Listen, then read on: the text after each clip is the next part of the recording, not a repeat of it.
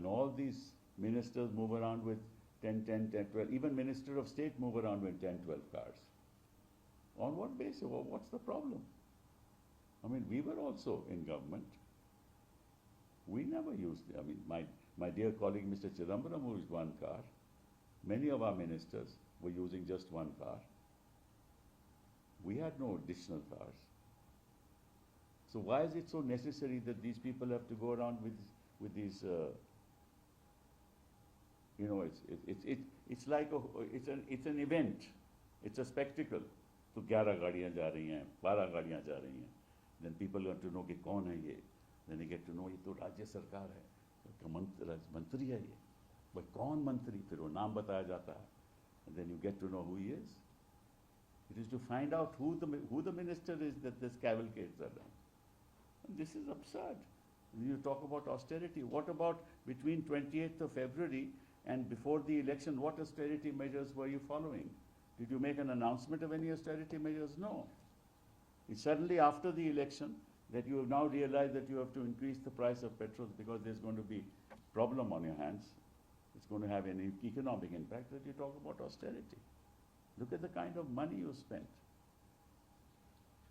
And then Hosbale also talked about Sanatan Dharam, and I mean, I wish he applies the principles of Sanatan Dharam to those who they are in proximity with, those who they support and elect them to power.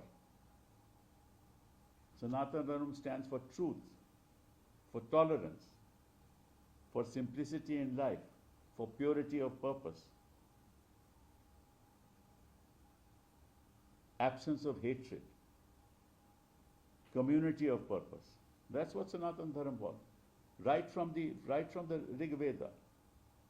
These are the principles that Hindu civilization has adopted, inconsistent with everything that the ruling party does in this country. Inconsistent with everything.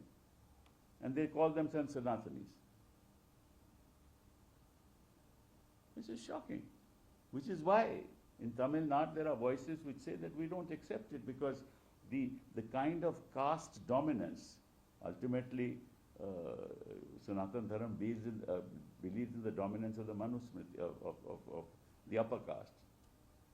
That's why he said we don't believe in it. And many of them, of course, any of the scheduled castes, scheduled tribes have turned into, embraced Buddhism because of this. So let's not talk about Sanatan Dharam as a principle without embracing it as a way of life. And they are far away, and I don't call them Sanatanis at all. They don't believe in Sanatan Dharam. It is the simple, ordinary folk who help simple, ordinary people in the neighborhood to lead simple, ordinary lives are Sanatanis. Not these people. But anyway, now that Achhe Din have come, see, it is our duty as responsible citizens of this country to support the nation in every possible way. And we all do support the nation in every possible way. But those in power must realize that supporting the nation means supporting people at the bottom of the ladder, ensuring that the last man has enough to eat, has opportunities so that he can change his status in life. It should not be the dominance of 1 or 2% of Indians who control all the wealth of India, or at least 40% of the wealth of India. That has nothing to do with Sanatan Dharam. That has nothing to do with the principles on the basis of which this constitution was framed and this constitution dreamt of the India of the future. That is Viksit Bharat. Thank you. Sir, RSS, Mr. Hosable and some other RSS functionaries just a few weeks back had also visited the US. Now some in the opposition have alleged that the US may have a hand in nudging RSS to talk in favor of a dialogue. How do you look at This is speculation. I possibly cannot comment on it, whether it is at the instance of the US. Maybe Hospole Dattareji actually believes that there should be a dialogue, as many sensible people believe, that in the ultimate analysis, lack of dialogue leads us nowhere. So, I think that this is a sensible statement. Whether the Foreign Ministry, Ministry of External Affairs, accept this statement or not, I don't know. But certainly it's something that I support. At least now I won't be called anti-national if I say let's talk to Pakistan. Sir, on the NEET paper leak issue, Union Education Minister Mr. Dharmendra Pradhanji today addressed a press conference. He said that he acknowledged in fact that it's a breach in chain of command and the paper is rescheduled for 21st June. Pretty late in the day, no? From 2016 it's been happening. 2016, 2019, 2021, and now in 26, 24 also. So all these years, what was he doing? So what do you think? I mean, I don't understand. I mean, we know what the problem is. We should have had a solution much earlier. And why do you keep quiet so many days? Suddenly he's made this statement, no? All this has been happening all so many days. People have, and look at those children. Where do they go? Can you imagine poor people who have to give an exam, from poor families? It's an opportunity for them. Sometimes, you do well in an exam, sometimes you do badly in an exam. It depends on the day, no? Many children who would have passed may not pass the next time. That's very unfair to them. And you can't hold an exam. You can't hold an exam and you want to run this country. How is it possible? So what do you think of the Bodhshala complex judgment by the Madhya Pradesh High Court? Don't want to respond to any of that. Sir, there's one more question. Adani and his nephew have been asked to pay a penalty of $18 million because it was reported that he allegedly bribed a few Indian officials. Look, this is something that there's an allegation against him, right? And He has neither denied or acted. no, but that's for him. You ask him. No, see, I know nothing about these facts, right?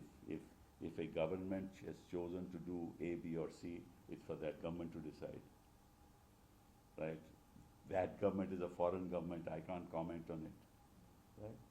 And if an industrialist enters into some kind of a compromise, what have I got to do with it?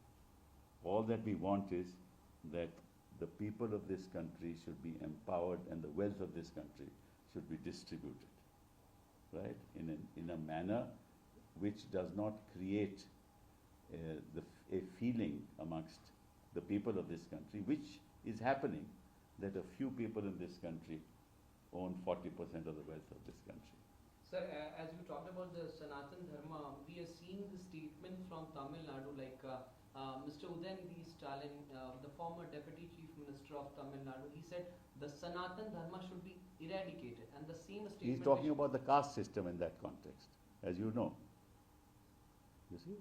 He's talking about the value system that Sanatan adopts, which they don't actually act upon. Sanatan Dharma is ingrained in Hindu civilizational culture, right? But the present ruling establishment is far away from Hindu civilizational culture. That's the reality. They don't believe in purity of thought. They don't believe in tolerance. I mean, if you propagate violence, I mean, what has happened in West Bengal after the election? Is that an act of Sanatanis? Not an act of Sanatanis. What happens when somebody says Goli Maro? It's an act of Sanatanis. When some people live in this ostentatious style, the lifestyle that they lead, is that anything to do with Sanatan Dharma? Sanatan Dharma, the person who, it's the Gandhiji who was a true Sanatani. Simplicity, purity of thought, purity of purpose, tolerance. That's the essence of Sanatan Dharma. But not violence, not hatred, not ensuring that you go away to Pakistan, or you not accept refugees who have come here in difficult situation. That's nothing to do with Sanatan. So therefore, I think he's right.